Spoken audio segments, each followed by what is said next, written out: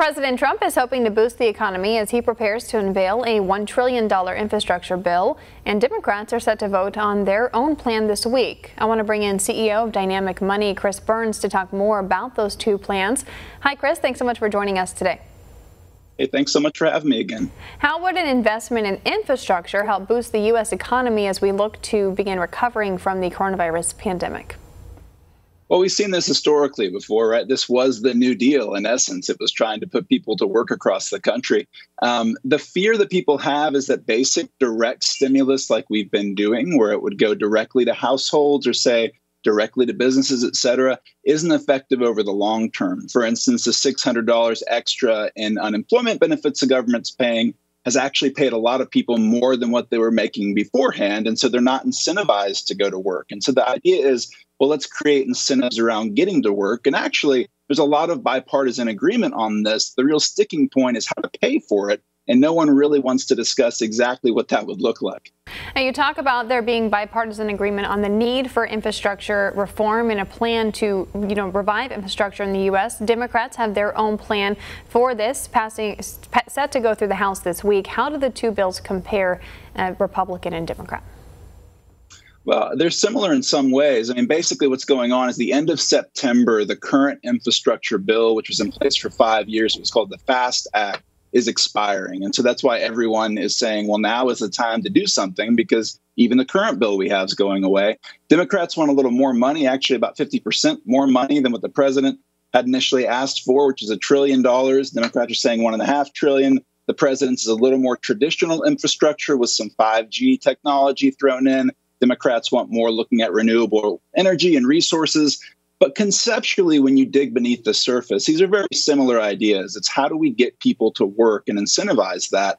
But again, the real question comes back to how to pay for it. And at this point, you see kind of a push by Republicans more and more going, well, we don't know that we're willing to spend this kind of money. We've already spent trillions in stimulus plans. How much can we really do effectively over time here? We've seen a recent increase in cases of the virus in several states that are reopening. Many of those state leaders are now either slowing or rolling back their reopening plans. How do those kinds of decisions, slow or even hurt the economic recovery that we're trying to do here as the pandemic does continue in the U.S.? Well, it hurts it significantly, because if you think about what does economic recovery means, it means people getting out and spending money. It means businesses feeling comfortable to open. It means employees feeling comfortable to come back, that their health's not at risk. And so as you have especially Republican governors that opened quickly, and even a few weeks ago were saying what a significant positive impact that was making, but you can't help but have a real turnaround when those same folks come back and say, we can't just account for all this increased virus via testing. There's something else going on here. So because of that, I'd say any movement backwards where it says we have to close businesses or step back from that opening just makes the market worried, which is what a lot of the volatility over the last week has been. But it also has to push out our timeline for really seeing a true return to normalcy, whatever that's going to look like.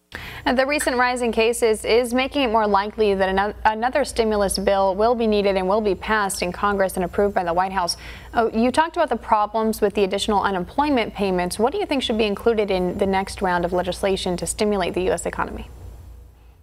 Yeah, I think it's got to incentivize people to be working, even if it's virtual working. So a lot of companies, for instance, right now, I've talked to business owners that say, we understand the need to invest in virtual technology, for instance, to put more people to work, but it's just not worth it in the short term. Well, if they see that as more of a long-term issue, I mean, what about the government actually helping companies move towards the ability to work virtually, right? And that obviously doesn't work for restaurants and a lot of these frontline companies, but we've got to figure out creative solutions, because unfortunately, the virus is not partisan here. It doesn't follow our timeline. So we've got to figure out incentives that say we want to get people back to work, whatever that climate is. And currently, we just don't have the data to understand where the virus is going to be in 3 to 4 months.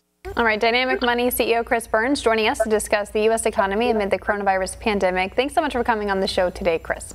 Want to see more videos like this? Click on the link below and subscribe to One American News on YouTube, and call your cable provider and kindly demand that One American News is added to your lineup. Call and subscribe today.